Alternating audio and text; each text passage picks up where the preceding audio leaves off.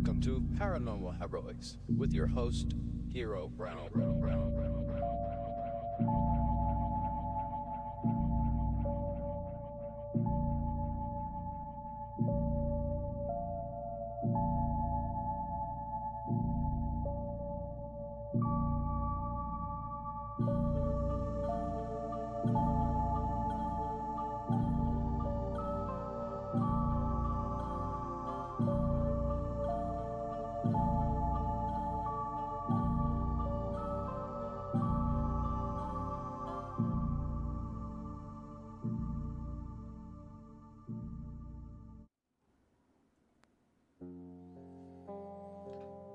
Hello, my friends, to Paranormal Heroics Episode 3! So here we are today. We have a very special guest with us today. We're going to dive deep into his stories of doing actual paranormal investigations himself.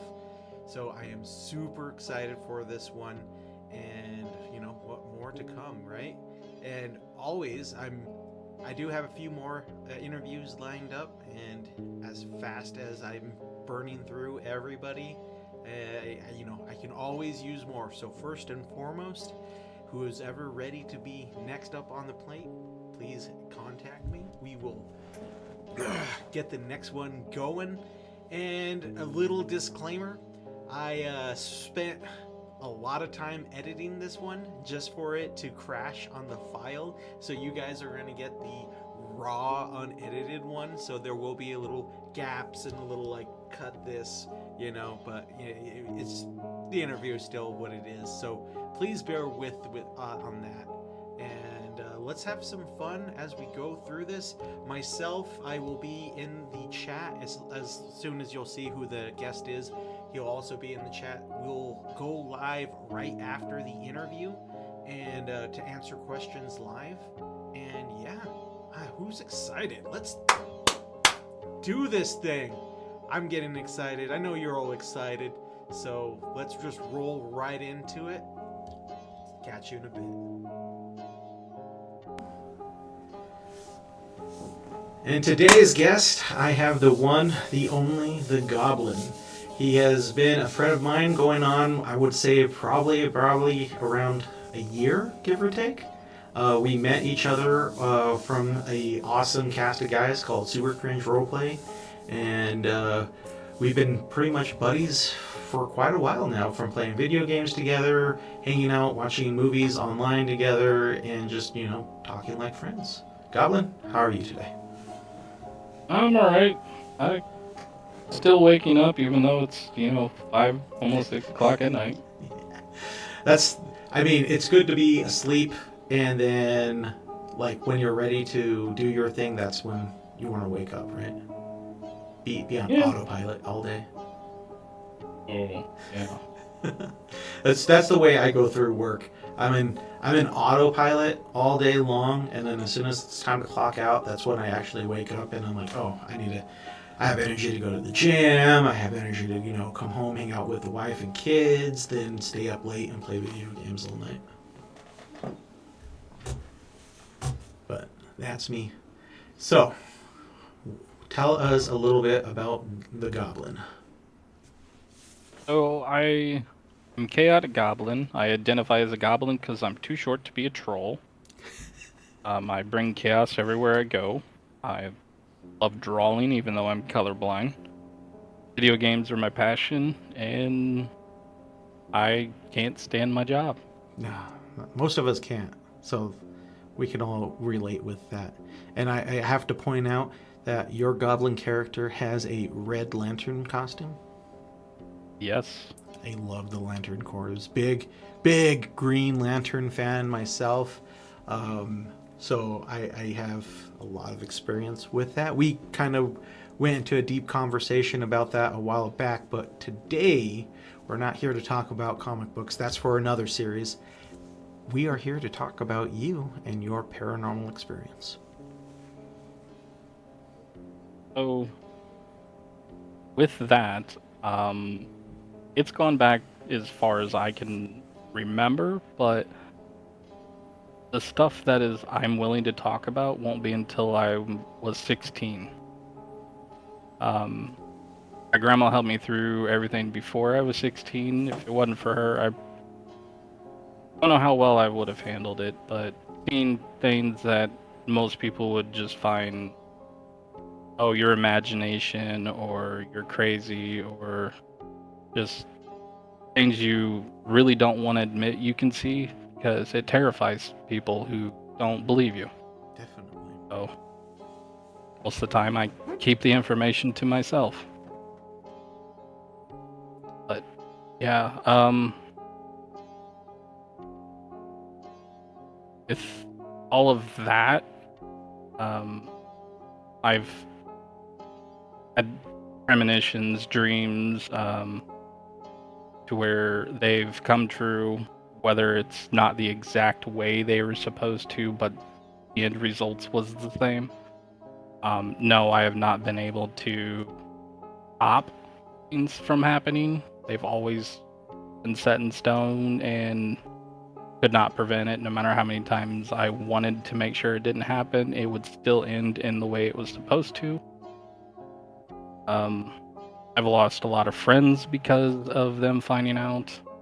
I've been bullied most of my life for it. So that's why this is probably the first time in 16 years I've been willing to talk about it.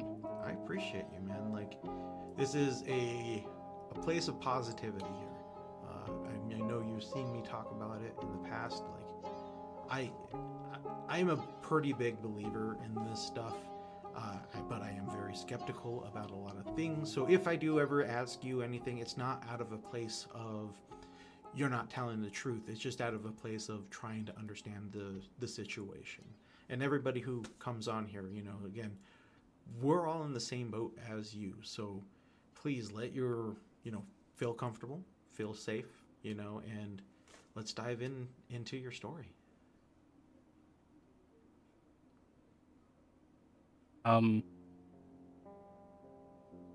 So like I said about my grandma, she taught me how to handle it, taught me how to suppress the issues, and to basically ignore things and make it to where you're not seen by certain things. So having that guidance is what pretty much made me to where I am today. And I can't thank her enough, even though she's unfortunately not here with us anymore. But at 16, I think the first time someone found out about it was when they found me talking to myself, and I wasn't. I was communicating with something that was demanding information from me. Sometimes they are not polite, sometimes they are, and the ones that are polite make it very easy to communicate. The ones that aren't are throwing stuff or damaging you and causing scars. Usually the ones that are causing scars are the ones that have forced themselves into said dreams. And I've woken up with cuts on my arms, dry blood all over. So, like, yeah. That's deep, man. It has to be scary. And so, how you said you're around 16 when these incidents were happening, or was this kind of going out through all your life? I found out about it from my grandma around the age of 8, and that's when she started helping me, but it's pretty much been my entire life. That's wild. And I'm 40 now. Whew, that is deep. Like, it sucks that you felt like you were alone during that, and I'm happy to hear that you had your grandmother with you during that. I know I talked about my grandma a lot on the last episode of Paranormal Heroics, and like, it's just nice to have that at least one person who you can talk to and not be judged. So I'm here. I'm ready to listen. Like, I'm no judgment coming from this point of view, because I definitely would understand how, things I know when I tell my stories and people wouldn't believe me on how that feels. So I mean, just pouring my heart out to you, saying that you're not alone tonight. No, I appreciate that. Um, I will say that high school and times after high school, I mean, with the paranormal team I was a part of, it was an ideal between my best friend and my significant other at the time. Let's do this. And we ended up pulling a fourth person in, and that ended up being my best friend's significant other at that time. So basically, it was two couples that were doing this, and we started in 2006 and went to 2010, and it only ended because certain individuals caused fights and they broke up. So the team fell apart. Happens. So what have you Um, guys found? well, our very first thing was my old grade school. We got permission from the priest to do an overnight stay at the church, and he allowed us to go to certain areas that most people that are not part are allowed to. And we basically just did a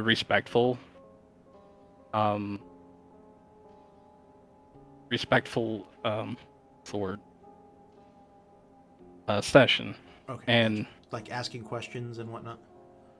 yeah, we know, like, the only later on, probably one of the reasons why the team broke apart is the only time we ever went malicious on it, and it's because we demanded activity, and that pretty much was a bad idea. Definitely.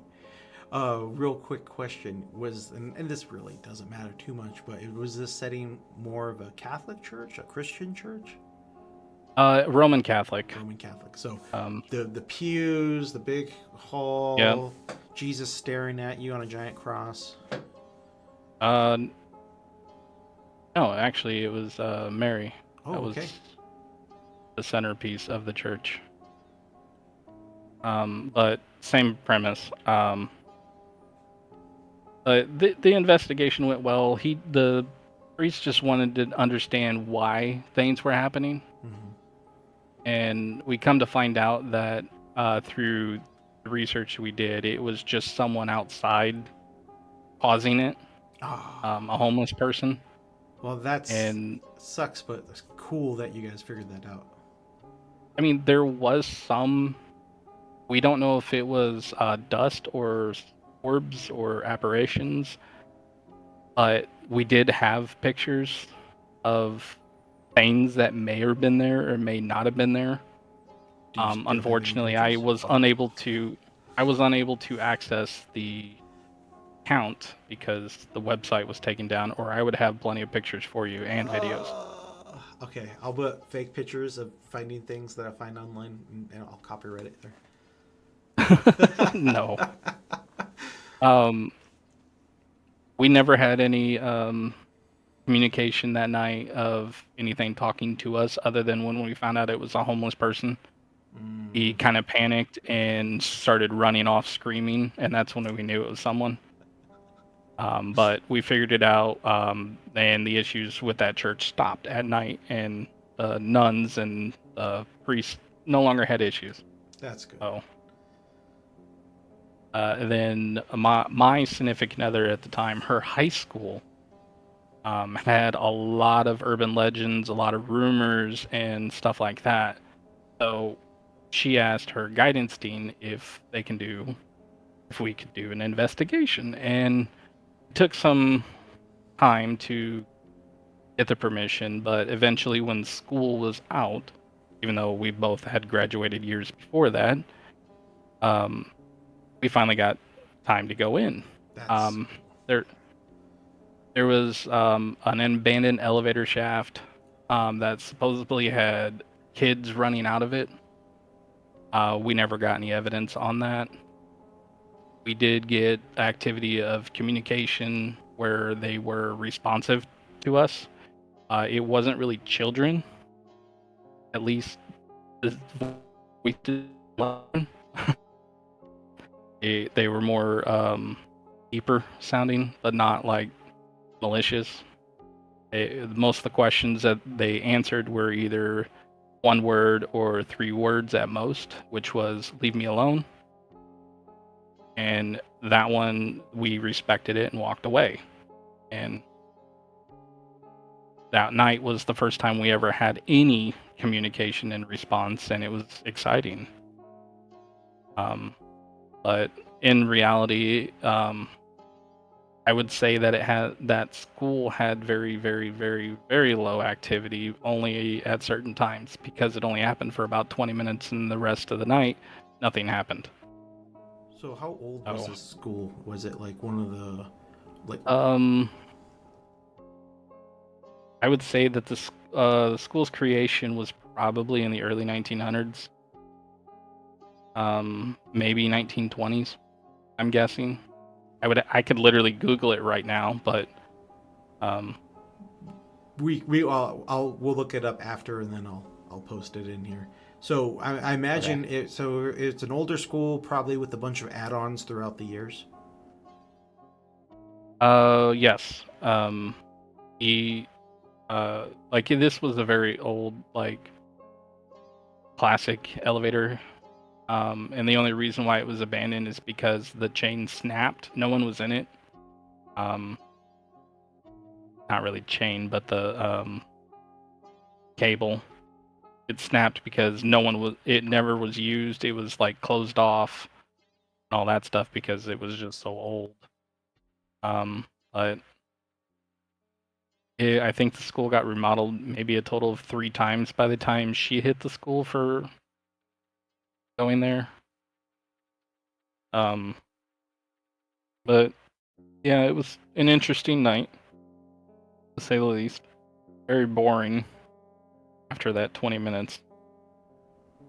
And another thing on top of everything, I don't know why, like the most activity we've ever had at anything, it was never around 3 o'clock. So hearing people say the witching hour is how you get the most activity, no. It's a time, from my experience, like for me, 1111 is an important number. And that's usually like when something's important to you is when there's activity because it has your attention. So stuff that like if 1212 is an important number to you, it'd be that time that someone would have an activity. There's superstitions about 1111, and most people's is that. But yeah, witching hour, it's no. I don't personally believe that one because I've never had any activity at 3 a.m. I agree with you, and it's never been a thing that happened to mine. All of mine are usually in the middle of the day, and people don't realize what they're seeing until after they think about it. And yeah, usually during the day, it's never it's always in your peripheral more than it's straight on, or it's behind you, or like just like I've had it to where, well, I'm short, I'm 5'5", so a lot of the times I've had activity, it's been above me because most everything's taller than me. But yeah. So, what kind of equipment were you guys using that night? We had an old what is it called? You're gonna laugh at me. The Home Alone recorder was one of the items we used. Like the actual Talkboy? Yes, I had it. You know how much that thing goes for right now? Well, it's when the house burnt down, it kind of went up with it, so I don't have it anymore. If you had a working But one, that was those one things of. go for like $5,000 right now. I know, no, a lot of the stuff I had, all went up in flames. But like that was one of the items we did it for. Like when we had suspicions of a child, we would use that recorder because they were more curious about that kind of stuff than they would be with the actual like digital one, even though digital wasn't really a thing in 2006 2010. But we had basically recordings on like an old MP3 player, iPod type thing. Yeah, I mean, whatever works. Like, I'm not judging. Me and Lady Ray, we did weird things like that, but we never caught anything cool. I mean, like the only time like we used a shadow box, which was the white noise thing. Oh, okay. I was just gonna Uh, ask you, what is a shadow box? we called it the shadow box, but it's a white noise maker to where it just causes like the same static you're like as if your TV lost cable. Even though Understandable, nowadays it right? immediately goes to like a screensaver. Right. Um, You get that way but they can try to speak through the channel, right? yeah, because it puts a slight electrical outlet, not outlet. I guess we'll just go with outlet of A frequency. a little bit of static in the air to where they can actually react to it and have some form of communication through the electrical current. Um, we had um, a type of laser pointer.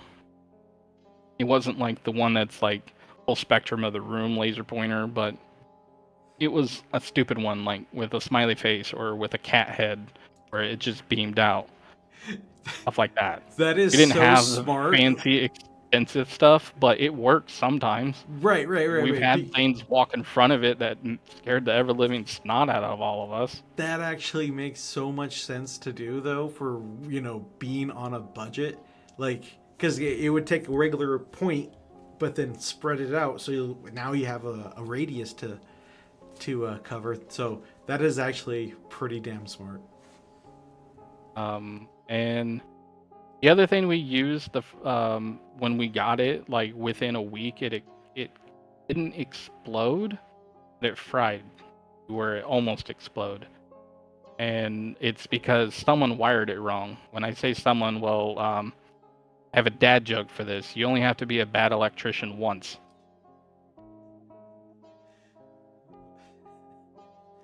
Yeah, it was shocking. Oh my god. So, I getting wasn't deeper allowed. into it, we got the equipment, we got the location. What did you guys find at the school, if you found anything at all? Well, other than for the, and this is in quotations, since I unfortunately don't have Theo, I can't do it, but quote unquote children, um, that like for 20 minutes, that was all the activity we had. In my grade school, I mean, orbs that could have just been dust particles, um, and like maybe just wind moving to where a little bit of fog from outside could have caused it. Like I was very skeptical, even though certain things I can see, but I'd rather go into the mindset of being biased. 'Cause, like when you go to a research place, like when you see the things on TV that used to be around, they would send in some like a medium, and they would be like, "Oh, well, this place has activities here, here, and here. This is where you should go." Well, I hate to tell you this about mediums. They won't send you to where you should go. They send you to where they want you to go because that's what they're being told to. So That makes when you sense. have a medium, you had him have a medium telling you is go to a different location because that's where they're actually going to be. They don't want you to talk to them. When they talk through a certain third party medium, it's because they don't want you to talk to them. So it's weird as someone who fortunately sees these things, it's like, how do I get them to respond to me when they don't want to respond? Right. So that's why you do it respectfully. And well, that's why we got things that weren't quote unquote children. That is, you know, the whole medium thing and everything. I myself have always been very skeptical of them. Like, there's a few that I've met that, supposedly they can do or see or do these things, but it just never felt right to me. So, but I also kind of steer clear of that kind of stuff, like Ouija boards or anything like that, because kind of inviting things, and when you invite something, something else might come in, right? Oh, yeah. And my grandma's Ouija board, she had one that she made herself. Oh no. It was in a glass container. So No one ever touched the actual cue, or I guess that's not called a cue. I have no idea what it's called. But the receptor. Yeah, that makes sense. You didn't have to. As long as you asked a yes or no questions and put your hands on the two different sides where there's copper prongs, it would answer your question. The thing moved on its own. If you can get video of that, so many people would fight over it. No. Wild. The man she married destroyed all of her stuff because he did not like it. I wonder why. Yeah.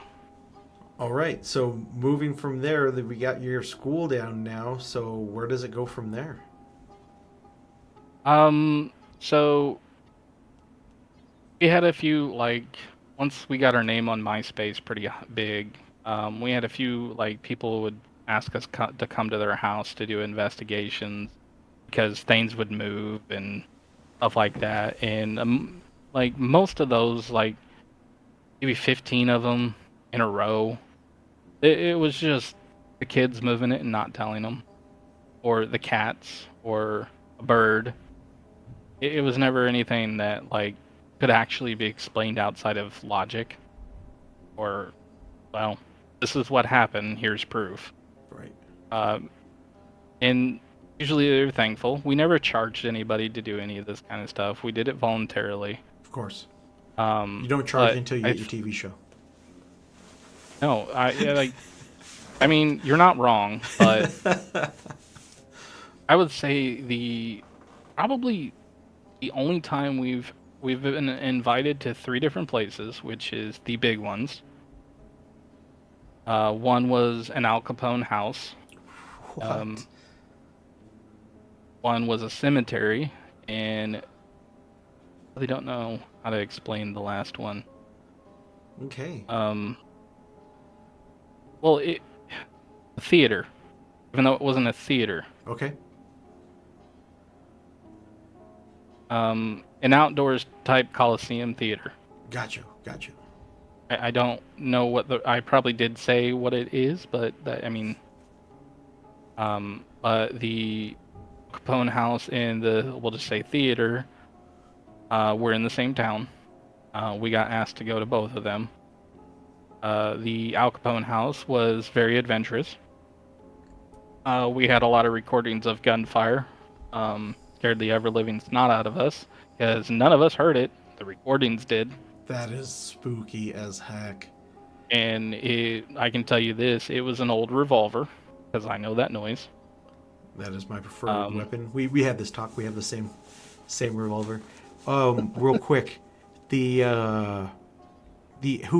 for people who don't know, who is Al Capone? He would be one of the probably biggest mafia people in kind of Illinois, Missouri, Kansas. I'm trying to think of this.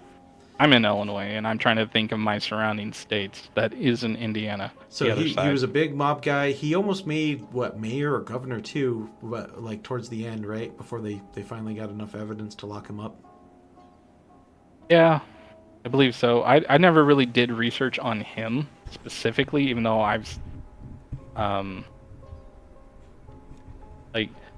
yes, mafia is interesting because I come from an Italian background. But I'm not.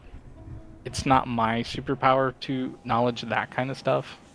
Which is fine. I was just trying to give everybody a sense on who this guy is. But so, what kind of house are we talking about? What does that look like? Oh, it God, a large house. Had a bowling alley, in the basement. Um, kind of a theater, but not. It was just a big screen that about 20 people could watch a movie in. So like Um, Victorian, we're saying like a Victorian kind of a mansion for back then. I think Victorian would be a better word Okay. over what a better description would be, and And it starts with a P. We'll just go with that. that is perfect. And so I imagine, this isn't a rundown thing. Like it's probably what, a museum Oh type. no, it is now. Okay. Um, they were in the process of renovating it and making it into a museum, and we did the investigation, which Wait, is probably why there was so much activity. because they're moving stuff around. Um, That makes sense. right. We like some of the recordings was just yelling, not understandable. I assume it's because they were yelling in Italian or French. It was not a language I could actually understand. But it was quite interesting. Certain rooms in the houses, the moment you walked in, hair would stand on you. Like, you just, even the people in the room that weren't sensitive, they're like, why do I have goosebumps the moment they walk into the room? Like, you just felt something staring at you. In other rooms, it would be like, why is it so damn hot in this room but nowhere else? Like, it was just a very unexplainable experience, and each room had something unique about it. Like, it was probably my favorite of all the things we did. It's absolutely, I don't know if it's still on it today because it's been so long since the renovation stopped, but it's probably the most um safest um active place. I feel like this rabbit hole of yours just keeps going deeper and deeper, and I'm loving where it's taking us. Oh well, the theater is the next safest ish place. The cemetery is absolutely the worst, but the most terrifying experience I ever had. And I will never go back to that place alone, ever. Like I told Hawk, Um, we're not going to revisit places until season 2. So you're safe until next year. no. I mean, I'm not like stepping foot in that cemetery again unless I have more than 4 people. So That okay, let's place save was, the cemetery for last. Then tell me about the yeah. theater. The theater, it had a lot of Shakespeare music esque to it. And when I say that, the recordings had a non-stop musical sound to it. Like, the 8 hours we were there was always some Renaissance music playing. No one heard it That's the whole time, and it was a comfortable music. It wasn't something that was terrifying. It was just relaxing. Like, if I hear that music right now, I'll fall asleep. It right. was that relaxing. So this is something you heard and Um, no one else did, or something that you guys didn't no, hear? only in the recordings. Only in the recordings you heard this. Yeah, That we is never once wild. heard it around. Like, we heard voices talking, and again, some of it wasn't in English. A little bit of it was, and every now and then we just have someone come up and whisper in our ear, "Hello," That's the worst. or "Excuse me," like Like as they're we were trying to get in their past you. way. Oh my goodness. Like, it was like you were in a busy theater and you're in their way, kind of moment. Right. Oh man, like It was that just right like there is just giving goosebumps. me the biggest goosebumps because Right. I totally understand what you're coming from. That's why, I mean, there was also times things were thrown at us, like a bucket that we didn't know where it came from. Right. We Where didn't like what we time of didn't year is know there this? was a bucket there. That one was autumn, Okay. around autumn. So October, I think 5th. Okay. somewhere in there around it's October starting 5th to was get a when we little went to the chilly, theater. so Right. We never got anything visually ever at the Al Capone house or the theater, but we had visual of stuff. Even though we took pictures, nothing showed up, even though we were literally watching this cloud go in front of us that was in a human shape. of But course the camera never works the way it's supposed to when you need it, right? oh, we had three different types of cameras with us. We had a digital, we had what, a Canon, Regular film. like the old Canon where you had to rotate the lens to get the perfect shot. Right. We had one of those, and then we had a disposable camera, Perfect. and we'd take the picture all at once. So it would be the same image with the same outcome. Only one of them had a flash, so we didn't have three separate flashes. Perfect. And since the Canon had the loudest flash, so to say, we left it at that. But we never had anything on any of those three pictures. But it was a fun and uncomfortable experience at the same time, because excuse me, randomly, or I'm here, that kind of stuff just what the hell's going on moment, because it's like we're not in a pathway where there should be someone trying to get to set, but we're hearing it. Oh, like, And that is the subtlety, being the subtleness of it is just like, especially when Lady Ray hears it, this part's gonna really freak her out, because that's what she hears. Like, out of anything, she never really sees anything or does anything. And for a while there, I thought she was just going crazy. But it's nice to know other people are experiencing things like this. But I mean, we were there for 8 hours. Music, once we played back the recordings, like I said, it was just so peaceful. Like, there's nothing malicious there. If there was, it was because we were in their way. And where the bucket came from, we don't know. We even asked the person that invited us there where the hell the bucket come from, and they said if it did, it came from the catwalk. And I went, what catwalk? There's nothing above. And he goes, fair point. I don't know, is all he said. And we still had the bucket in our hands. Like we carried it to him wondering where this came from so we could put it back. Right. You're like, sorry, this was thrown at us. How can we fix it? And it wasn't it wasn't an old bucket. It was kind of that, like almost a galvanized like metal bucket, but a small one. And if I was to describe it more, I would say it was probably for, dip or stuff you put in your lip. Right. That kind of a bucket. Right.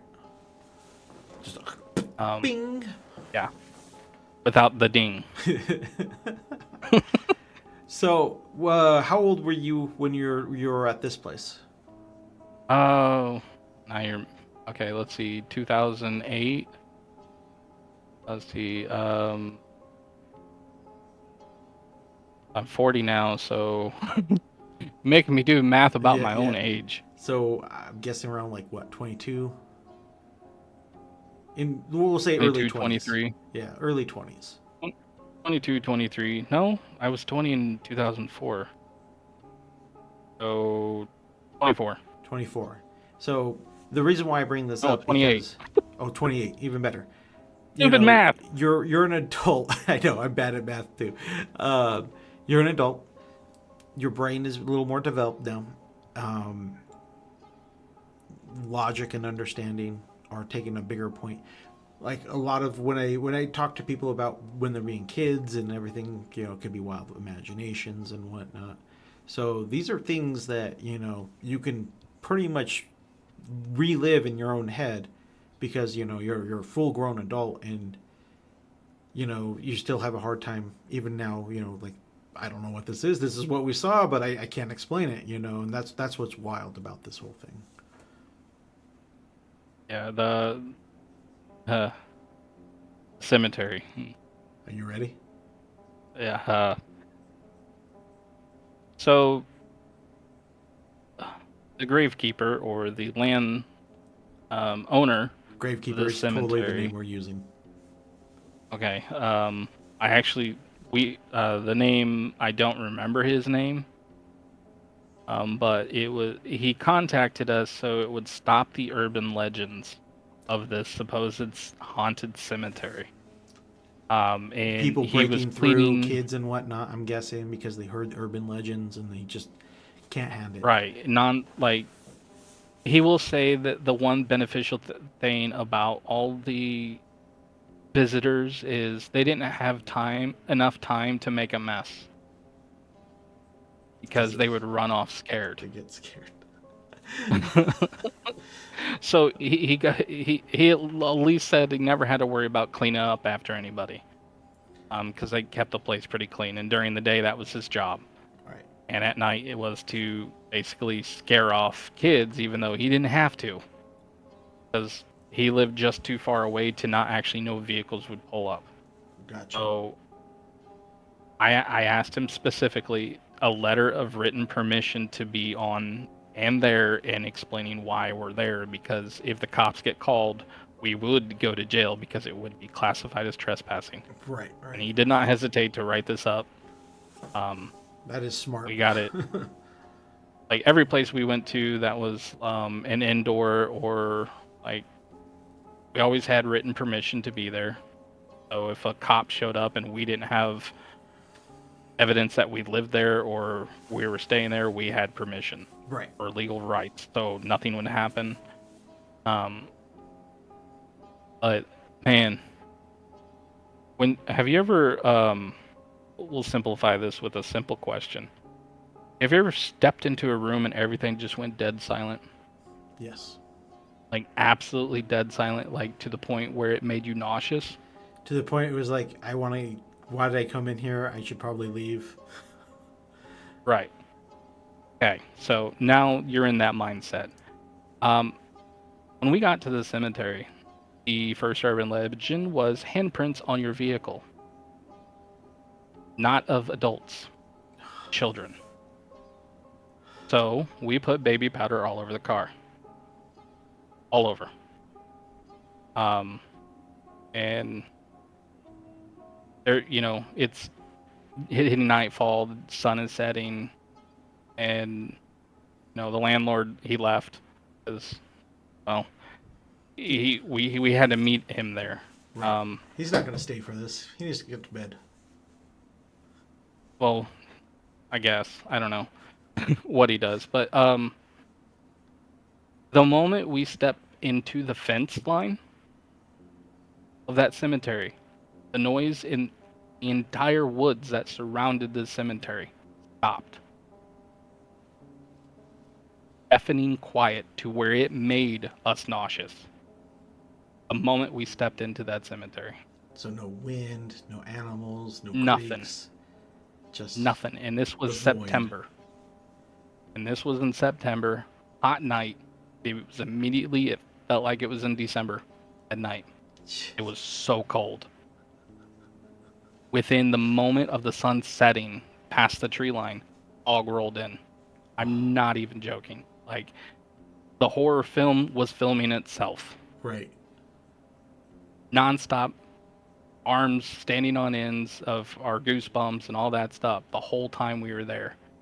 Recordings of growls from a very sinister sounding wolf. And there's a difference between a coyote's growl and a wolf, not a werewolf. I was going to say, what the fuck? I was going to say a large wolf, and for some reason my brain said werewolf. Yeah, I got to edit myself. You made me freak out there for like, oh god, like I wanted to get into skinwalkers and aliens, but we just went straight into werewolf. But wolves, yes, we have here in Colorado. We have a lot of coyotes, and not in my town do we have wolves, but they have come here. There is a big difference between the two. So in Illinois, there are wolves, coyotes, foxes, and mountain lions and bobcats. Mountain lions are the scariest. All of them have very distinct sounds. You can tell the difference if you've been around them long enough. I used to work on my grandpa's farm, or my uncle's farm. I know the sounds of these animals. So when I say that this was a very large wolf, it terrified us. We could hear it. The recordings got it. The fact that this grumbling growl was literally in our ears, like it was standing over us, drooling, like that. You could feel the presence of this wolf, just snarling, growling. It was terrifying. We didn't stay longer than 20 minutes in this cemetery. That's all I gotta say. It was absolutely terrifying. So from the moment from stepping in, or as soon as the sun went down. I can't, because of the fact that you're more PG, I cannot say the first words that I said the moment we stepped into this. You're going to censor me. We need to fucking leave. That was the first words out of my mouth once the area went silent. He's like, clearly this is a little bigger than us. I'm not making a small joke. It's just like, this is out of our jurisdiction. And the two girlfriends, his and mine, they wanted to stay a little bit longer because they didn't believe. They just thought it was coincidental that the sounds of nature just stopped, the wind stopped, and all of a sudden it dropped 20 degrees. Like, kind of BS, okay? Good. They didn't believe it. Again, going right into the horror movie writing itself there, of course there's always the one person who doesn't believe. And my buddy, he knows when I say we need to go, he's got the keys in his hands ready to drive away, like, kind of stuff. But we stayed. And that wolf followed us every step. And you would hear random cackling that sounded closer to being a hyena running past you. Birds all of a sudden crowing that weren't crows or ravens, or malicious sounding, but hearing red eyes through the wood lines. This was the most terrifying experience I've ever experienced in my life. Just a straight up demon peering at you. If it was demons, there was a bunch of them. The moment the girls finally realized they were in over their heads was when something grabbed them. Oh my god. They screamed bloody murder, ran to the car, and couldn't find the car because of the fog. We had trouble finding the entrance to the cemetery because of the fog. It was a straight line. I didn't think fog was going to come in on you on this. Oh no. Well, I said that like once the temperature dropped, fog started slowly rolling in. It didn't come in dramatically like the movie, The Mist or The Fog. Right. It slowly creeped in, and then the fact that when we turned around to literally all we had to do was a 180 and go right out, that's not where the entrance was. And we were there in that cemetery a total of 20 minutes, and most of that time was trying to get out. We finally got to the vehicle, and we had to drive like a bat out of hell because every one of us felt something running after us. Oh. We hit the bridge, and it was 30 minutes to the closest location of light. We drove way too fast that night, and it stayed quiet the whole way until we got to that gas station. That was finally when we finally heard noise for the first time. We couldn't get our radio to work. We couldn't get the lights to stay on the vehicle. Like, we had electrical problems in this vehicle trying to get back to not this cemetery.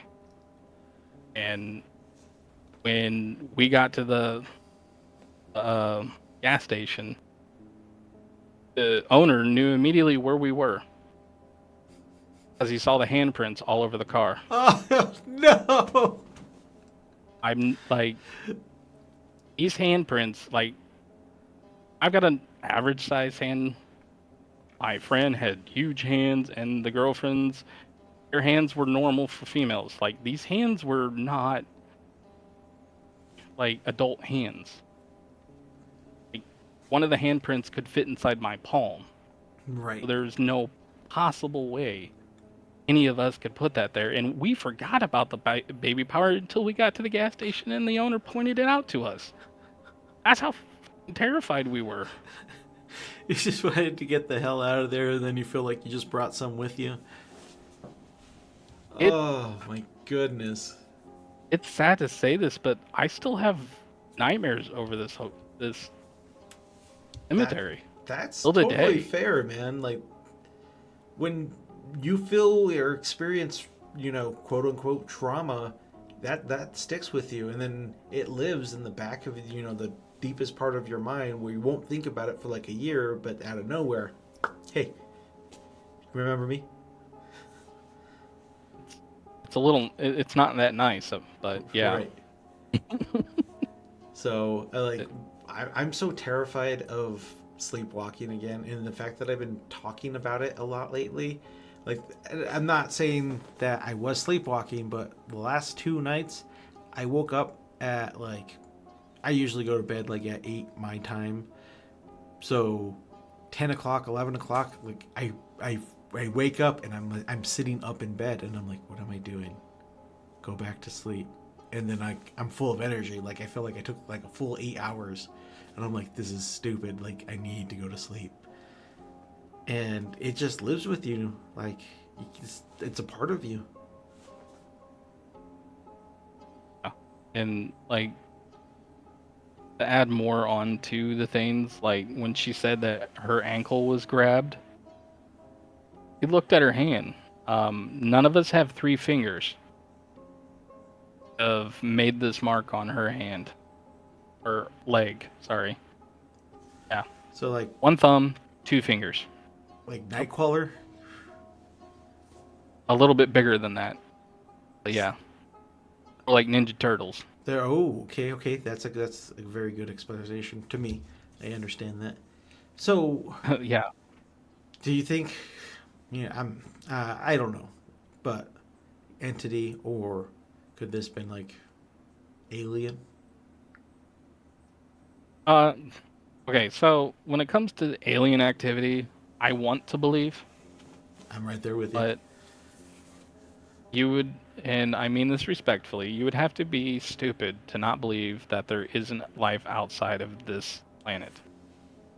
Whether it's humanoid or like animals, there's life out there, regardless if it's intelligent or not. Mm-hmm. But if it was intelligent, do you think it would be dumb enough to come visit us? That's the better question. Right. That's going on a crazy topic, because like myself, I feel like there's nothing else out there, because we would have seen something, or they would have seen us and been dumb, and if anything, they're probably as dumb as we are. That's why we can't find each other. So, but who knows, like, what else? I mean, if we're getting to that topic, let me go get a tinfoil hat. Right? I'll that's for a later episode, because I really do want my buddy on to. He tells me a story that made me go, well, that's weird. I mean, so I'm still talking with him. Haven't seen any. When it comes to the little green dudes, gray dudes, whatever you want to call them, I have no experience with that. Which is I fine. haven't seen anything. It's just. I mean, I weird find that it you brought that up entertaining. With Oh no, fingers. no. There was a large gap between the 2 fingers. Oh, so more like. Yeah. That's why I said closer to like Right. Teenage Mutant Ninja Turtles. Right. But even then, that is so strange. So what kind of marking was it? Like kind of bruising or? Um, More like an allergic reaction. Oh, that's weird. Yeah, it was. It made her leg. I apologize for saying this word, but pussy. No, that's a way to say it. Ugh, that is crazy. Was was it the what was Ghostbusters 2 with ooze the slime? Depends on which Ghostbuster you're talking about, but yeah. But that is absolutely wild. So what happened after that? Did you guys ever go back to tell the gravekeeper like, no, we're good? During the day we didn't have a problem going back there. It like the activity. I mean, it was active during the day. Like you could still hear stuff. You didn't have to worry about the wolf, or the beaming red eyes staring at you, or like even being colorblind. I still knew it was red. Like you know that color, regardless if you're colorblind or not colorblind. It was still red. Um, but he handed us back the baby powder bottle and said, "You're the first people to ever leave a mess, and you're also the first group that ever took off at like a bat out of hell so quickly after getting here. What happened?" And we played the recording, and he goes, "Oh no, I don't want the urban legends to be real." Like he's like, and like my best friend, myself, and my girlfriend were at the time were the ones that went. The other girl refused to go back, and like it was just crazy because the vehicle still had a struggle getting back from the cemetery from something electrical, even during the day. He told us that I'm like, we're not gonna test these, no.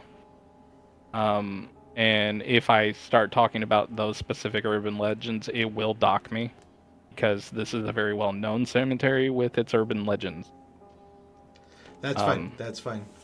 We don't need to dive exactly there. If people really, really want to know, they can contact me and we'll send them on a wild goose chase.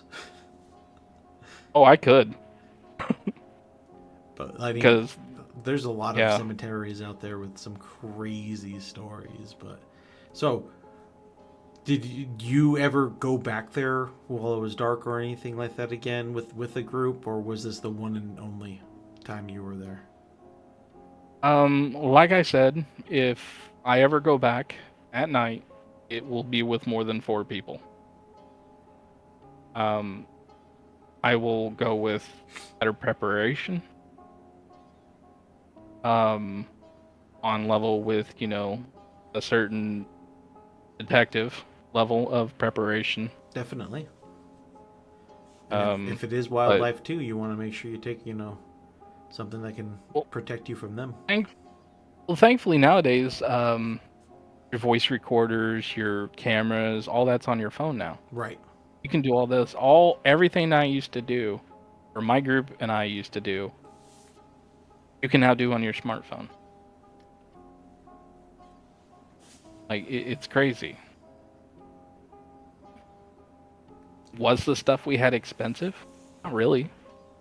It wasn't popular then. Right. So it didn't become expensive until certain TV programs. Ruined it for everybody. It made it to where new stuff was made. True. My daughter, who is super into this stuff too, not because of me, but she found her own way to get into it. She her friend gifted her, I think it's called an EMF detector, where it detects like the energy.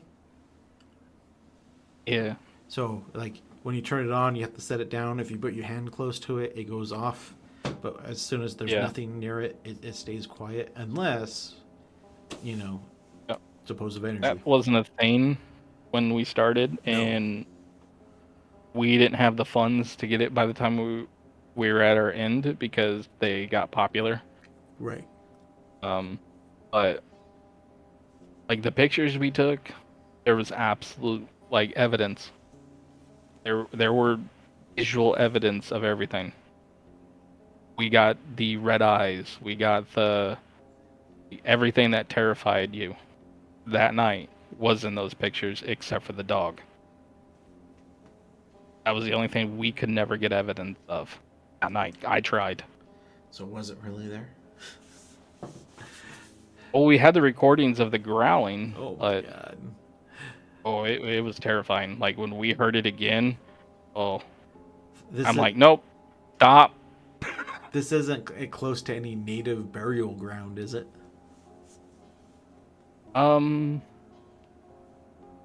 Not that I'm currently mentally aware of. I mean, if I did a little bit of research, I could tell you, but we didn't do that kind of prep. But with that thought, probably. Yeah. As yeah, that I can believe. Well, It's just a crazy night. Like,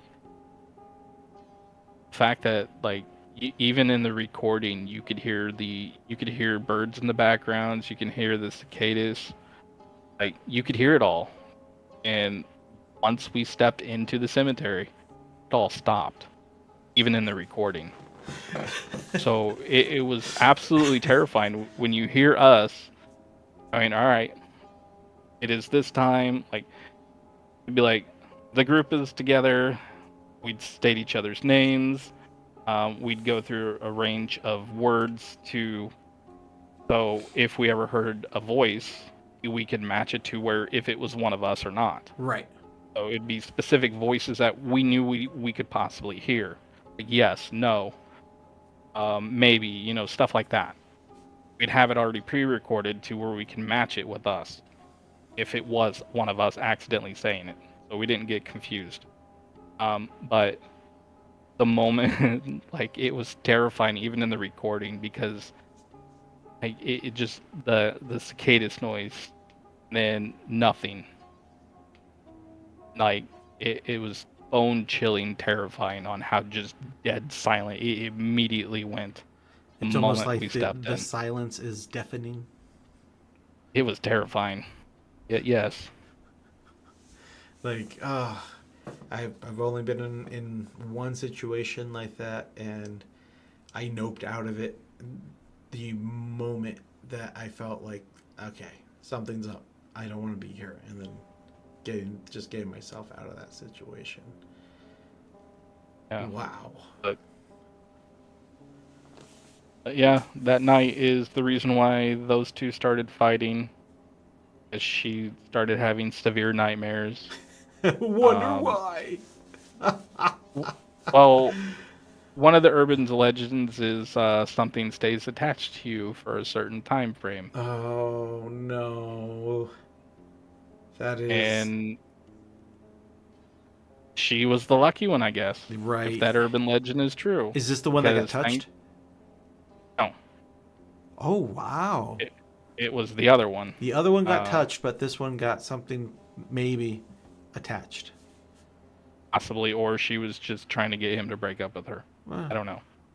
But they started fighting like mad cats and dogs, and I'm like, dude, you two need to stop, or you need to get going. And she basically told us all to stick it where the sun don't shine, and she's done. And she took most of our equipment with us because the shadow box, the Canon camera, digital camera was mine. It was a Christmas gift from my significant other. But all the other, like, laser pointer was his. We thought it was stupid at first when he pulled that out. He goes, I got a laser pointer, guys. And I'm like, dude, that's, you know what? Fuck it. Let's use it. Right. No, I love the idea. And it ended up being putting one of something cool. Yeah, putting a filter on it to get, a brighter, a wider range of it. That actually is really smart. I like it a lot. Well, Goblin, we are already past an hour, my friend. I think this is a great place to stop. I'm sure you have some more stories that we can dive into later. But the biggest question I have to ask you is, how do you feel about opening up about this? I mean, at first I was excited, but the more we started talking, I started getting more nervous because of, again, the mindset of the urban legends and stuff like that. It's kind of like Fight Club mostly, and it's weird to say that, but it's like one of the urban legends is similar to it, and so Paranormal it's like, Club. no, not like that. It's well, I guess better a better example is a weeping angel. Oh, okay, yeah. No, I understand. I I, I hate Oh, that episodes so much. Uh, yeah, quick yeah. story. One of my friends changed my background on my computer, my laptop at work one time, and I was like, "Who the hell put this on there?" And I just left it alone. But like after every so many minutes, it would change, and then I'm like, "Did the angel move?" It's like, "What the hell is this?" And then while I'm looking at it, like as I blink, perfect timing, all of a sudden it's just in like the face is right there in the camera or the whole background. I was so upset with him. It got me. As you know, I, I jump I, easy. I would have punched that monitor. Look, I don't trust statues. I don't trust mannequins. I don't trust snowmen. Um, Snowman. I don't trust bubble wrap anymore. All right, Doctor Who did it for me. All right, Ugh. What ruined was the. the episode about bubble wrap? I don't remember that. Um, you want to search for it and watch it, or do you want me to explain it? No, just give me the quick rundown. Like what did it do? Did it kill us or something? It made bubble wrap not as fun to play with. Ah, I'll look it up That's the quick later. rundown. This That's the isn't quick a rundown. Doctor Who podcast. This is Oh, paranormal. I could talk for days about Doctor Who. Especially when Tom Baker's my favorite. Which one's that? The fourth. The fourth one. Okay, I know the One with numbers. the I very just don't know large the scarf. names. I didn't start watching it until they revamped it with the guy before David Tennant. Christopher Escalor. Yeah, him. And the only Yeah, reason why I he's started watching that is because he was in 28 Days Later, and I thought he was a really cool character in there. And I was like, oh, hey, that's the guy from there. And then me and Ray started watching Doctor Who from right there. Torchwood was actually my first experience with Doctor Who. With episode of Torchwood where it had Jessica Jones and Doctor in it. Nice. And then I'm like, what is this? And started watching a bunch of them on YouTube and watched from the earliest I could because, most of the first Doctor's episodes were lost in a fire in Right. BBC, so Right. you couldn't really watch them. But they had recordings that I could find and listen to. There you go. And And it's then, it's good. It's a good series. I haven't watched anything after Matt. So we watched the David Tennant. We watched the Matt stuff. I can't remember his last name right now. And I stopped watching after the third episode of the Peter guy because I couldn't stand him as a human. yeah, I'm pretty much right there with you. We couldn't get into it after that, and I'll go back and rewatch those episodes. Like there's some really good ones. Like I actually really like a lot of their Christmas episodes, because it has a good Why I moral can't trust point. snowmen. Yeah, right. And there's that one where the Matt he constantly makes the line like I fixed it. And it was a little annoying at the beginning, but then when you get towards the end of the episode, he says it one more time, and then you realize what he was trying to do, and he's like, "I'm the doctor. That's what I do. I fix it." And it was like, oh, I see now. Oh, little tearjerker. But go again. This isn't the Doctor Who show. I'm sorry. I just want to make sure we leave on a positive note. I don't want to. We're going to flush the vibes out of this paranormal things because I don't want nothing to follow you. I don't want nothing to come make your way back to you. And I just really appreciate you, man. I know this is something it's kind of hard to talk about. Like a few other, like with Hawk and my mom's, like sometimes that's a little taboo-ish on talking about this stuff, or people just don't get it and like totally shut you out on it, and you kind of feel I don't want to say alone, but sometimes you kind of feel like, oh, I'll just fade away into the back and I'll face these things by myself. But there's more of us out there than people realize. Like there's so many different experiences and everything that I'm just trying to get us closer and find each other and tell each other our stories to to fill that gap that you're not alone. We're all here. We're all listening, and we'll hopefully get to everybody to start telling their stories. So how you feel? Oh, I'm excited to take a couple shots. Shots. You gotta take one for me because I'm not drinking anymore. Do you want a shot of UV blue or do you want a shot of Blackberry Crown? Ooh, do the Blackberry Crown. That everyone tells me that is like just nectar. It's literally delicious, especially if you get it with some lemonade. Oh man, God. making me thirsty right now. So I mean, yeah. Real quick, and then just letting the chat know. Where's my hands? I have the camera inverted. We will go live after this pre-recording, and Goblin, I hope you can be live with me there, and then we'll take live chat and answer any questions anyone might have.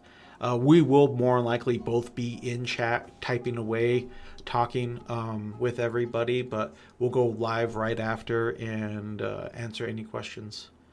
And that's pretty much where we're going to end it right here. So stay tuned and take it away, other hero.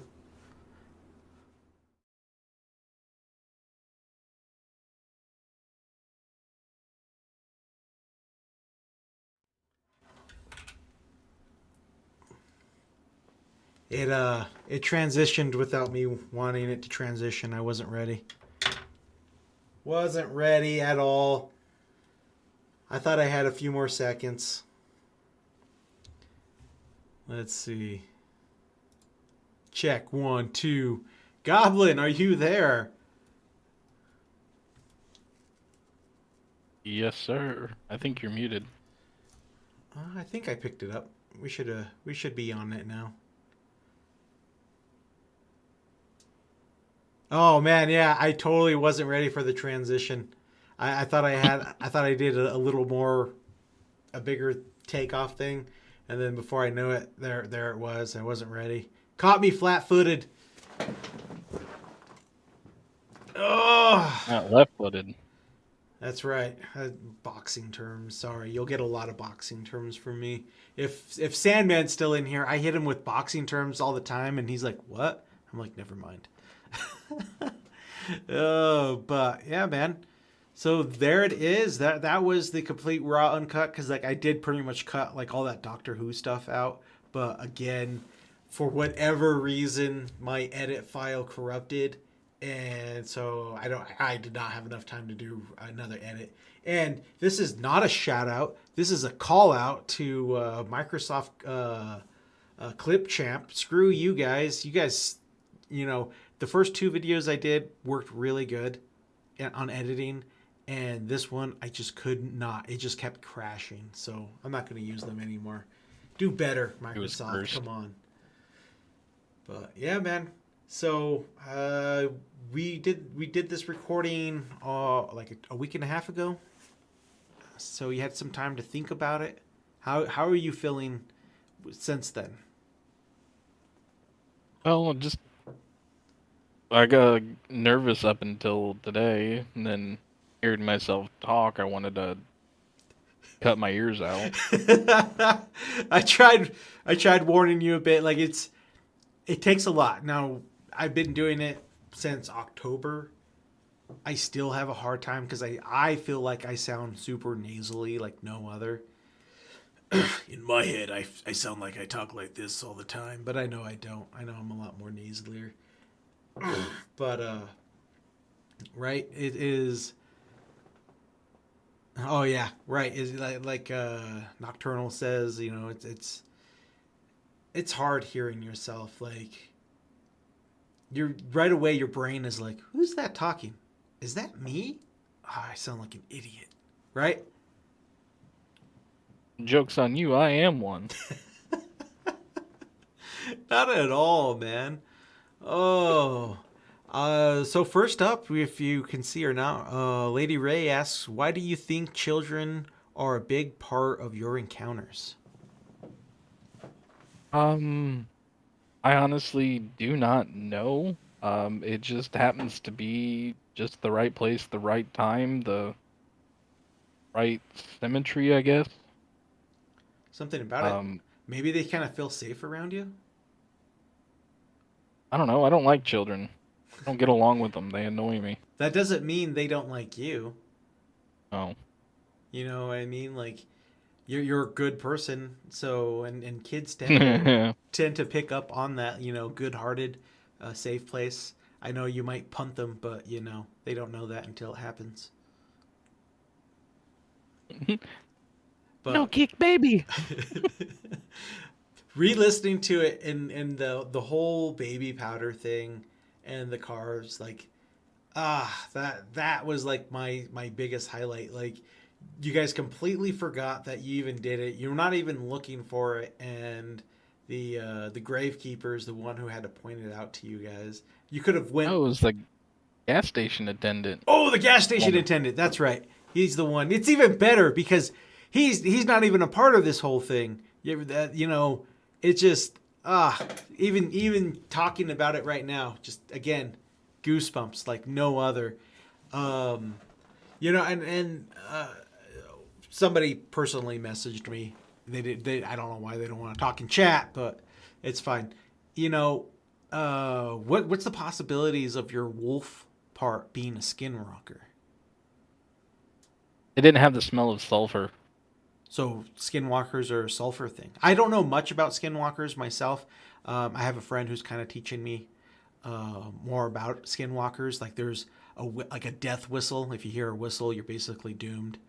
And what was another thing? I forgot he was telling me, but yeah, that whole thing is trippy. That on how many people dive into that. I'm not saying it's true. I'm not saying it's not fake, but you know that shit is crazy. So, with something that wasn't mentioned in this because we talked about it before we started recording, I studied demonology for 14 years, That's right. for just fun. Um, Certain entities and stuff like that have distinct smells. My headset is too close. Um, like Wendigos have a smell of like burning wood and stuff like that. Um, Skinwalkers have a subtle scent of sulfur mixed with forest. It's a very faint smell of sulfur, but it's there. Um, I like um, really like burning charcoal would be more of the smell of something that's closer to a demon or a devil. Um, so stuff like that. It's just theories on what they could be and what it indicates of what it is. It's not saying it's actual, but that whole night, like the only smell there was like, you know, um, rain dew or whatever on grass. That's all it smelled like. So Like you're the one like I remember that night. who really started teaching me about, you know, sense of smell and occasions and all that stuff. Like I never even thought and put the two and two together. like on how big of a difference of the outcome of what you could be dealing with, just scent alone, and of course feeling and whatnot of emotional feeling, right?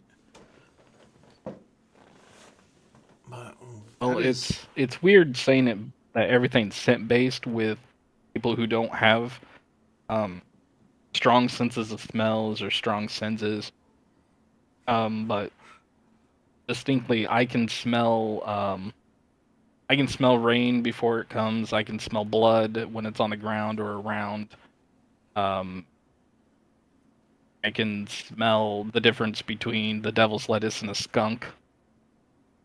Um, and all like just all kinds of stuff. It's just I just have a really strong sense of smell. I like so my nose. I tend to say my nose is broken, and that's mostly from like the sense of like decay and stuff growing on the farm, being around carcasses and stuff. So like straight up garbage and everything. I typically don't smell like the bad smells, which is really nice, unless it's really really bad. Like if it could pierce my nose, I can't imagine what that does to other people. But like you said, like with blood and stuff. Yes, like I could definitely smell blood if blood is in the air. Uh, Again with the rain, which is funny here in Colorado because we're pretty dry out here, and a lot of us locals, we love the smell of rain. But then I had a friend come over and he's like, "It smells like hay, like wet hay," and I'm like, "No, it doesn't." And then I started thinking about it, like, crap, he's right. I think it smells like wet concrete, but I can see how they get that. But that's mostly for out here. I doubt your from where you're at is probably a little more moist than over here. Let's see. Next question is from Chris himself. Do you think spirits are anywhere and some people can sense them, or do you the spirits contain in a certain area? Um, okay, so there are certain types of spirits that definitely roam freely on their own accord. Um, then there are ones that are locked and set in stone to specific items that were important to them prior to their death. And that's where they stay is around that. Usually it's like a certain range distance, but I absolutely do believe that that people who sense it, there's absolutely a crap ton of people who do. They just ignore it because they don't want it. And yeah, it's nothing to be afraid of, to be honest. Right. I agree. Welcome back, Sandman. He got us all some food, guys. Make sure you get your plate from Sandman. They are tethered to a certain area or object, is what Chris says. Possibly, right? So I think, yes, to that. I think there's multiple reasons something that could be haunted, quote unquote, um, attached to. I don't think everything is evil or that has malice. Like during my mom and I story, we definitely had something, but there was never anything bad with it. But then again, it definitely could be. And ours jumped from house to house, and it was like a straight up invitation where my uncle held a fake hand, to walk the ghost over to leave him alone and torment my grandma or my aunt, which was hilarious. But yeah, like, how do you feel about that? Like, of transferring a possession, let's say, for lack of a better term. So it's definitely a thing. Sometimes an attachment is a person Hmm. or something that's important to a person that was important to them. So, like, say you had, I don't know, a stuffed animal that was extremely important to you, and the one that's following you is attached to the stuffed animal because that was important to you, Right. because you were important to them. That makes sense. So That's how I personally see it, and with some of the conversations that I've had in my past with those who have not fully passed on, usually it's they don't know they're attached to something, Mm, or they know and they want it buried so they can move on. right. So let me ask you, what do you think of cursed objects? Like, things that people, like was it the Waltons? Is it the Waltons? I forget their name. The ones that did like all the big movies and stuff. They made movies after them with Conjurings. Um, Um, I haven't had a chance to go visit that place, but I have a few people who, like, I know that have. And the place has an eeriness to it. I believe in cursed objects, but I can't see them, so it's not like something like I can walk up. Oh, I'm not touching that because it's cursed. No, it's already too late. I probably already touched it, and I don't know, been toying with it and playing around with it like it's an action figure or something because I'm an idiot. Whatever. It's a toy, so you might as well figure it out, right? And Chris asks another question: do you believe most spirits are conscious and act with anonymity? I hate that word. Or are they reliving moments from their past lives? So, like, I think kind of like you're already saying, like there are some, fully conscious that can walk anywhere and do anything, right? The ones that are needing help, they're obvious. They're fully conscious. The auditorium theater that we went to, I don't believe they were acting on their free will. I think it was just habit, and that's why they were there. Um, Right.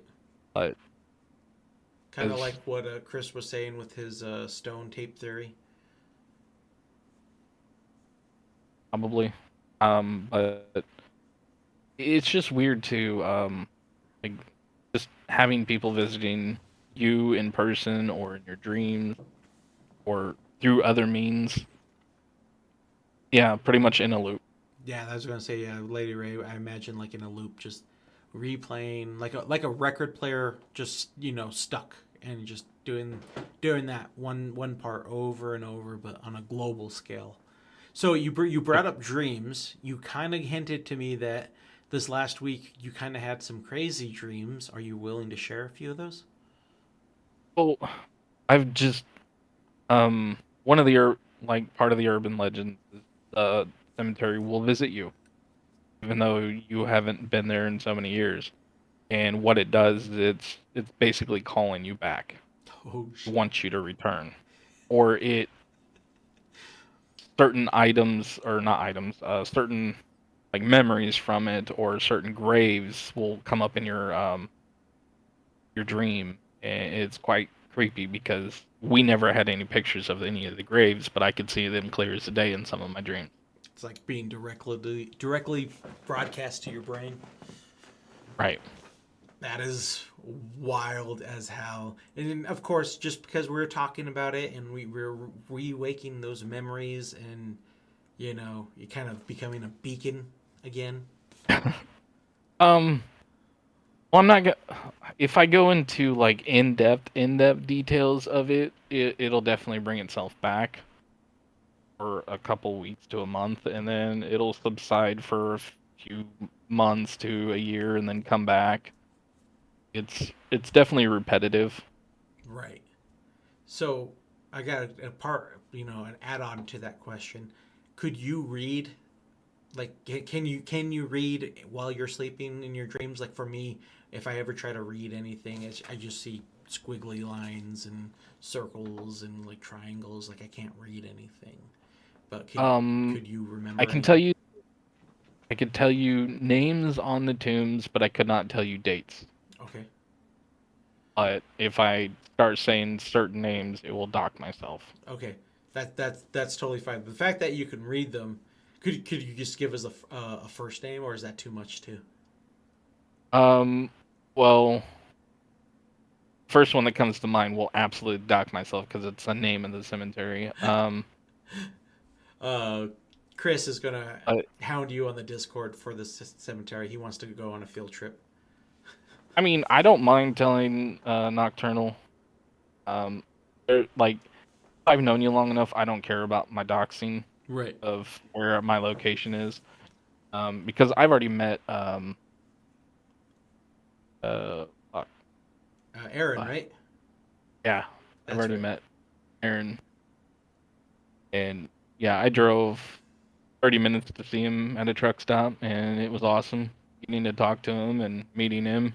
And I'm an idiot because never got a picture. It never happened.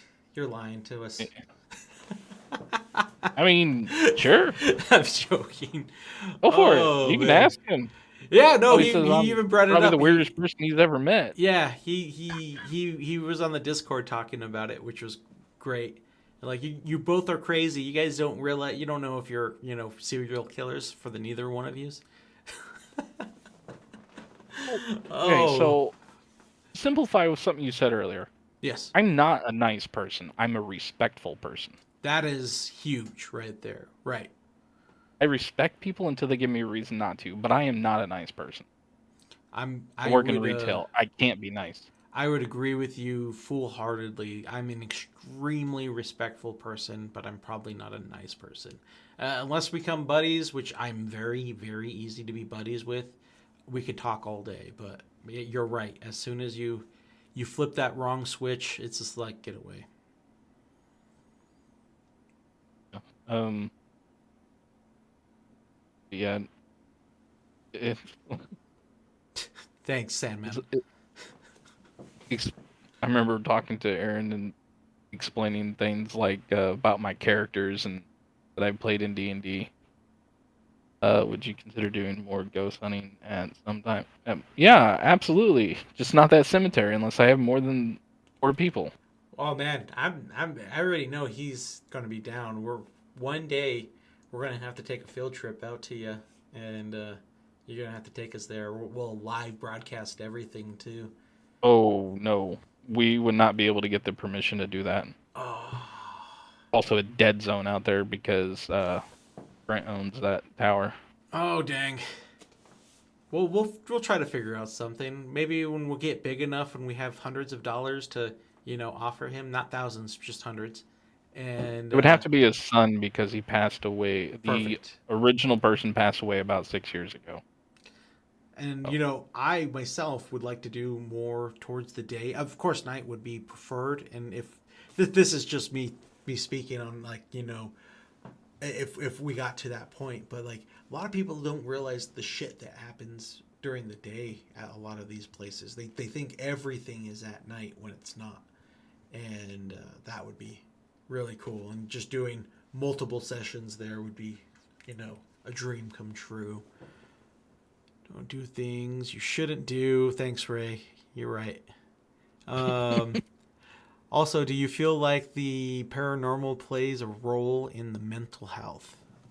More and more, I'm digging into this. Yes. I speak to a therapist every week, every Friday. She would absolutely tell you no, it has to do with my terrible father. Might be a little part of it. Yeah. But no, it does not put a strain on my mental health, the paranormal stuff.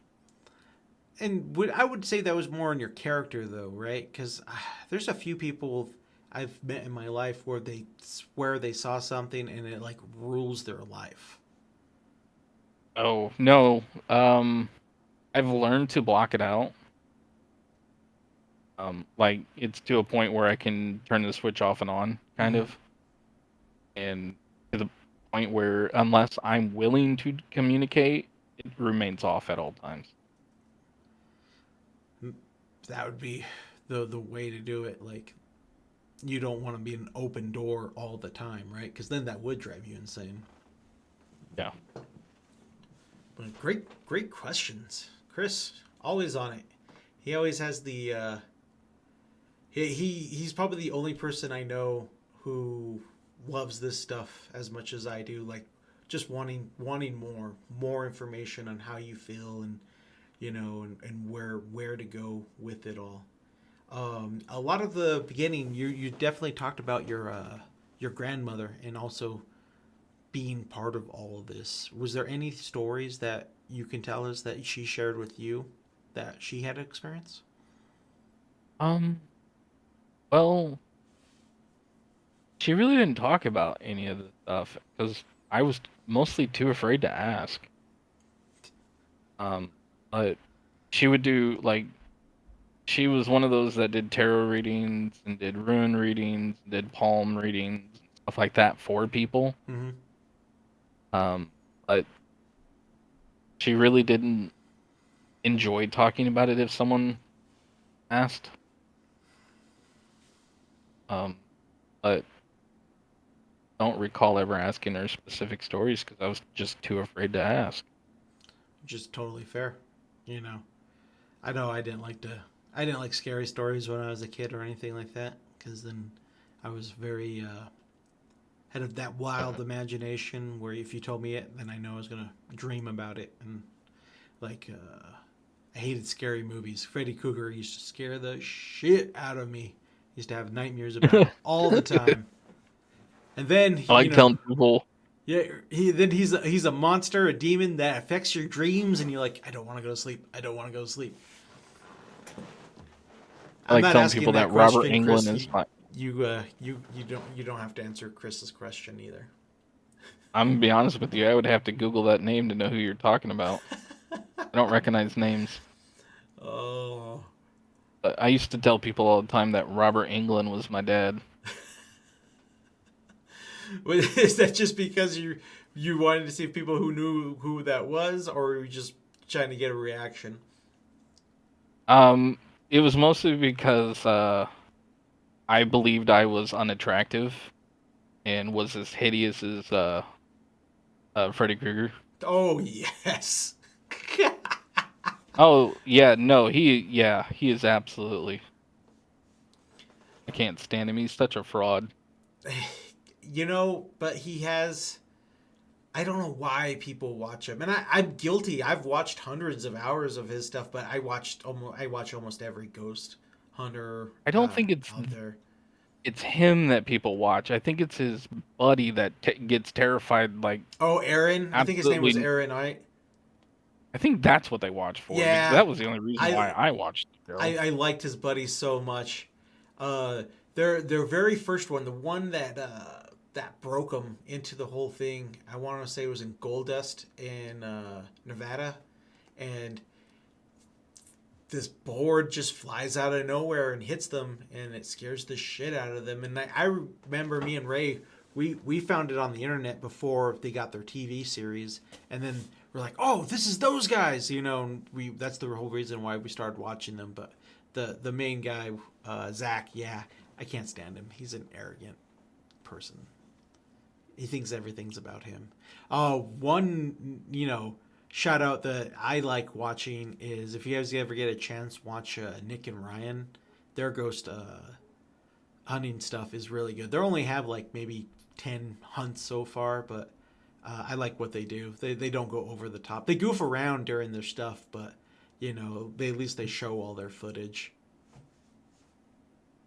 Can't talk about my favorite paranormal things to watch because it's not safe for work.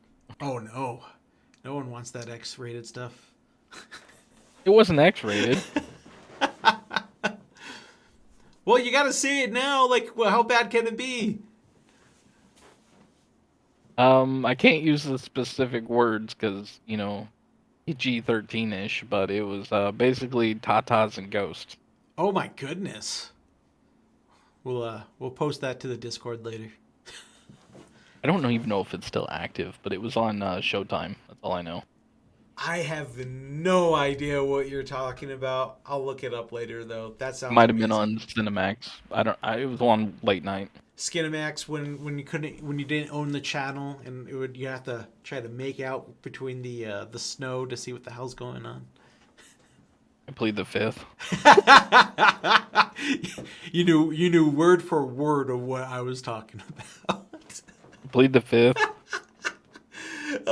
Another tangent, random question: did you ever have a scrambler box? If this is for old people, when cable was a big thing, and you had this little black box that you'd plug your cable into, and it unlocked all the pay-per-view channels.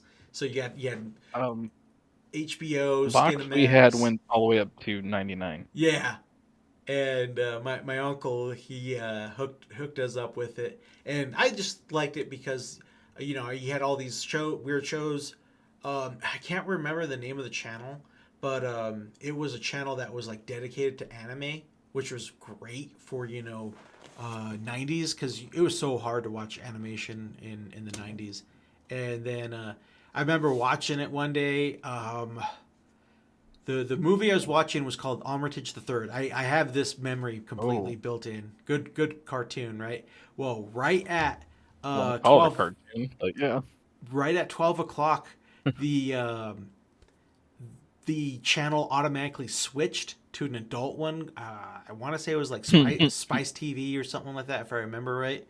And that was just straight up porn. And I was like, what the hell? Like, what? I wasn't watching this. I'm trying to find, and I thought my like somebody was messing with me, changing channels. I'm over there flipping over, trying to re-find my anime channel, and that was my first experience with that stuff. Now everybody knows. I wasn't looking for it. It was literally dropped on my lap there. But man, I know. Yeah, she did hear it too. Because I Oh, wasn't being quiet about anything, and not something I needed in my life, but it's there. Oh man, what a ride! Like I really loved your stories, especially the Al Capone house one that anybody could look up. Um, I went in to dig at the history, which I had some nice pictures and articles popping up during it, but all that stuff got deleted. A lot of those, like there was like two other ghost hunters that went through it, and they kind of picked up some of the same things that you talked about with gunfire and everything, which was I thought it was crazy. Um, so on next episode, hold on, there's an ad break. Ah, God. Who does this guy think he is running ads? He has like, only 69 followers, and he's running ads over here. noise. Know how to fix Oh, this. Hold on. Know how to yeah. fix this. Oh, fix it. Fix it. Yeah. Oh, you got rid of them. Oh, I did. I did. I knew you were going to see it, and I was like, I'm going to turn these off mid interview. I turned off all the sound effects.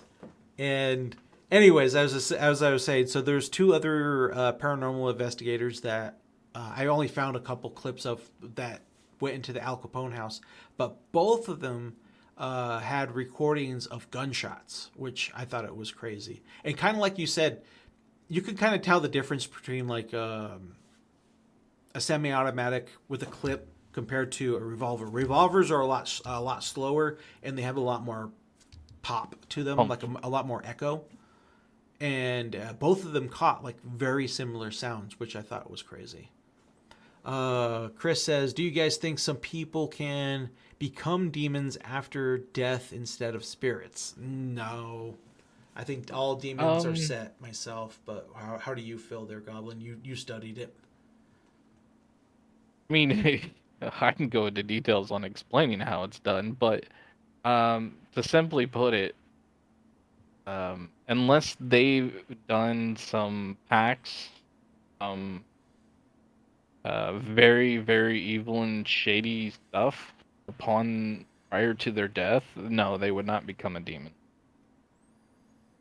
We're talking about like somebody maybe creating a big war, sacrificing a bunch of Well, people, okay, maybe. so here's a perfect example of become like the process of it. Um, upon like child's play, how the person was executed at the prison and then immediately became a doll. Mm-hmm. That's the similarities of how the process would work. Is they did such evil acts that they get put on to another I don't know. Right word now. But I get what you're trying to say.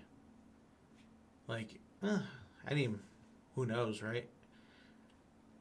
It's hard to explain the next part of our lives without seeing it or getting an upgrade. Calm down. It all has its cost in the end, and I don't think you want to pay that price. I mean, I don't have a soul. 'Cause I'm a ginger. How's that feel, by the way? You know, In a ginger? do you just feel being like hollowed out all the time? I'm joking. I feel gassy all the time. So I had it's all turning white now. I had a lot of red hair. So does that make me a ginger, or is it only a ginger when you have all red hair? Okay, so there's a difference between a ginger and there's a difference between a ginger and a redhead. Oh, okay. Redhead is just someone with red hair and ginger features. Gingers are actually a person that's covered in freckles and has like red hairs of some sort. You Gotcha. don't necessarily have to be a redhead. Gotcha. My hair, when it grows out, it becomes a solid auburn color, and then my beard is auburn. I am absolutely covered in freckles and pale skin, even though I burn and then I tan because I'm Italian. Do you burn in the sun because it's just never mind, I won't finish that. It's a vampire reference. I don't know, they're both brown to me, Lady Ray. He's colorblind, don't forget. My glasses are out in the car, so. Did you start crying when you saw color for the first time? I got choked up. I didn't cry. You did get choked up, though. Yeah, it was my neon pink phone case that I saw for the first time. Wow, like that. And then I found out my car was not bronze color; it was baby poo green. What was the most disappointing thing about it? Would be your car, your phone? No, the phone excited me because I'd never seen like legit colors, and this brown, yellow, gray, black, and white is all I've seen my entire life. So I finally got to see my neon pink phone case, and I squealed like a little girl, going, "Is this pink?" And the nurse was like, "That is a bad example for pink. That's neon pink." And I'm like, "I like pinkest of pinks."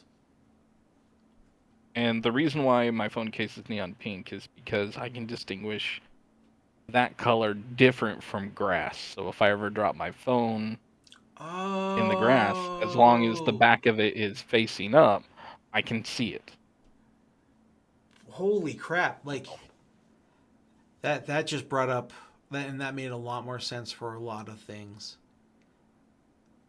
That literally just right there explained the whole why pilots can't be colorblind to me.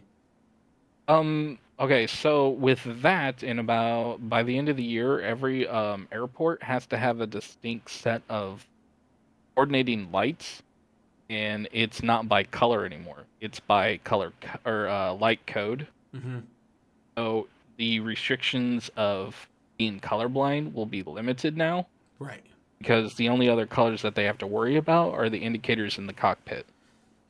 That totally makes sense for them, but like fighter pilot, you'd still wouldn't want that though, right?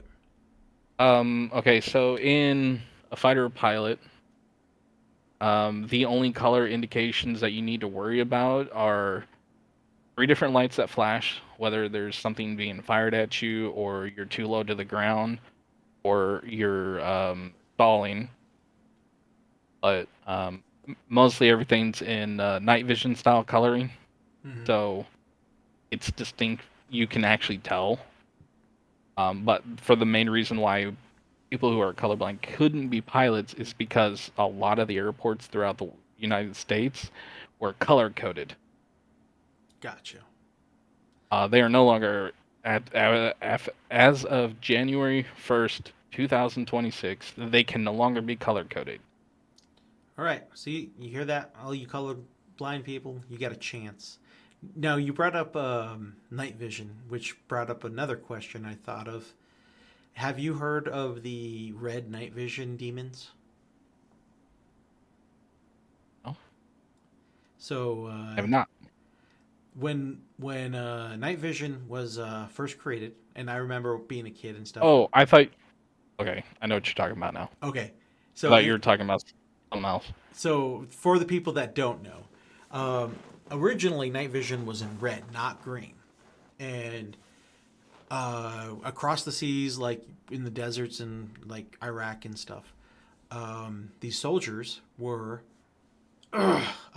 when they're flying in a helicopter with the at night wearing the red night vision. All of a sudden, they just started shooting at nothing and like freaking out. And then the other people and they're like, "What are you doing? What are you shooting at?" And he's like, "The demons! How do you not see the demons?" And apparently, they saw these like monster demons in the sky that they were just shooting at, and it got so bad. There were so many cases of similar cases like that. The military had to get all the red night vision goggles, destroy them. They had to lock the patent that was used to create them, and then they created the green night vision goggles. So, what's your take on that? Um, I think they were doing a little too much LSD, but Mm-hmm. I don't doubt it, because the red spectrum is something that a lot of things are interesting in, Right. and that's why most of your cameras in that have the ultra ultraviolet red flash upon that to take away from that. So if you can block out the red light that flashes beforehand, you probably could see more shit than you're supposed to. Right. And But that's funny that you say that because I remember it was such a big deal when the regular ghost house hunters tap they developed they made their own cameras to get rid of that, and they caught in some weird things. They never caught anything good, but they definitely caught more stuff that the regular they gave it a goofy name and called it a full spectrum camera, but they still use that today for a lot of the newer ghost hunters out there. Let's see. Chris got another one. If a spirit that is tethered to a place or item, what happens to that spirit? Cease to exit, or can it roam free? so from my experience, and from my research and knowledge from my grandma, if you if something that is tethered to an item or a specific location is laid at rest, the spirit passes on. The only time that the item or place would need to where they could roam free is if they actually knew what was happening around them. They could interact with you at all times, regardless if it um right word. I don't know the right word. It makes it easier for them to pass on if you abide to what they ask of you. So, like, say they're attached to a doll, just, and if they start like putting it toward a window or putting it toward like an opening to the outside, they just want the item buried. Oh, he They meant don't want it. if the item was destroyed, then what would happen? It would become a vengeful spirit most likely, which means it would become a poltergeist. Hmm. So, I mean, let's say even like, what if it wasn't like, what if it was destroyed, but like not to the person's knowledge? Like, say if they're demolishing a house and it was attached to that, and they put a parking lot there. It, it would become a vengeful spirit to whatever is built upon it, which is the reason why a lot of Native American burial grounds become something sinister for what's put over on top of it. Gotcha. Crazy stuff. You'd think, I mean, especially with the native burial grounds and stuff like that. Man, you heard a lot of stories in like the '80s and the '90s, but then they kind of just quit. Do you think that is because of like a mass hysteria? You know, do you get what I mean by that? Um, to a certain point, it would definitely be a repetitive hysteria to where one person starts talking about, it, the next person says, "Me too," then "Me too," then "Me too," and then the story Exactly. gets out of hand. Right. Um, so yes, I would agree. And then no, I wouldn't agree. Depending on the location and the what's going on, I wouldn't. I would or would not agree. It just depends on the circumstance. Makes sense to me. But man, this went on for a lot longer than I thought we were going to, which makes me just all the more happier. Lady Ray. Hey, back to Doctor Who. Oh man, I'm telling you, we were pretty big fans back in the day. We really thoroughly enjoyed it. Like, it's not often do you like. I can't even tell you a series other than anime. I wait for a week to week basis, but right after Matt Smith, we stopped watching it. We couldn't. We fell off. But again, I this can't is remember her name, but I did like some of the few episodes with the female doctor. Um, it's just the way the Peter guy, how he treats the fandom and how he treats people in general is the reason why I just did not want to watch him as the doctor. right. Um, That's why we stopped watching it too. We didn't really care for him as a person. but Matt Smith, David Tennant, Chris, I didn't really care for him. Because mostly, and it's really bad, is I just didn't understand what he was saying. Yeah, that's fair, but you got to respect him because he put most of the money up to bring the franchise back. That's the main reason why I like him so much is that he literally put everything on the line, and he only did one season, right? If I remember right, and A season and a half, a season and a because half. and he did partial of the Eighth Doctor, which was a movie. Right. He was partial to that in the very end, and that's what's basically pushed for people. And the Eighth Doctor was, I believe, the only Doctor without a British accent or a European accent. Right. I think he was the only American Doctor. I think No, so. because War Doctor, he was American.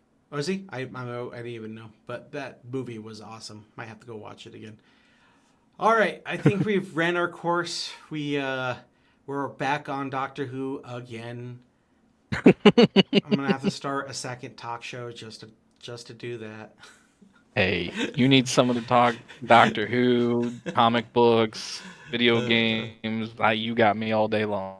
oh, real quick, what comic books are you reading, if any, right now? Um, Squirrel Girl. Sorry, Which one? I'm I sorry. remember. Squirrel Girl. Oh, Squirrel Girl. She got really big there out of nowhere, uh, but which It is took to Squirrel Girl defeats the Marvel Universe mm-hmm, because she's OP as all hell. I think yeah, the only person that she has not actually fully won a battle with is Deadpool, but didn't lose. right. They just got distracted and went off their own ways, which is hilarious to me because that's It was Deadpool. the perfect ending. Yeah, it's like it was more along the lines of why are we fighting again? Huh. He's like, I don't know, and starts talking to her squirrels and names them. They're the ones who told me I needed to fight you, and the squirrels are just over That's there right. laughing. They just wanted to see what had happened. Okay, and then my last question of the night: what anime are you watching? Oh God, there's too many to name. Um, Just give me your top three. Fire Force, One Piece. No, not One Piece. I would have to look at my list. Oh no, Fire Force is great. I know they're going to rush it to the end because I think they only get this season and then a movie, if I remember right. Well, the biggest problem with the animes that are going on right now is all of them are on hiatus. Mm-hmm. So it's like I'm down. I went from having 14 animes that I'm watching a week to now I'm watching 3. Yeah. Well, what's the I 3? can't even remember I two. can't I even don't know remember their the other names. They're 2. too long. They're too Oh, long of names. what was it about? Um, I'm pretty sure I can help you out with it. One is it's a kid that was originally the king that owned um pretty much the entire world before he was assassinated, and then became a child and met this weird looking creature that ended up being a dragon that saved his life. Nope, So I have no idea what that one is. it's I think it's only on episode 4 right now. I'll have to go look it up. Sounds Um, awesome. yeah, Fire Force. I got into that by accident. I clicked on the wrong thing. I'm like, what am I watching? I like this. And then I find out that Soul Eater's the same thing, and I don't care for Soul Eater. Okay, so yes, I mean, because it's made by the same guy, that's the Well, only tie. It is a prequel to Soul Eater. Spoilers for everybody, but they're not tied together. Fire Force is the prequel. Fire Force is the prequel, yes. Okay, my brain processed that backwards, so I had to say it out loud. Yep. Um, Which I am so Soul Eater comic book wise, amazing. The anime pissed me off. It's not even close. All right, I've buddy. read the mangas. Yeah, I have read the mangas. the mangas Those are I pretty good, enjoy. right? For Soul Eater, yes. Yeah. Um, So I this really is can't remember the name of this anime, and it's we'll aggravating me. we'll get it next time. But for now, thank you, Goblin, for pouring your heart open to all of us. Thank you, chat, for staying with us for 2 hours. I appreciate and love you guys all. Until the next time, we are signing off.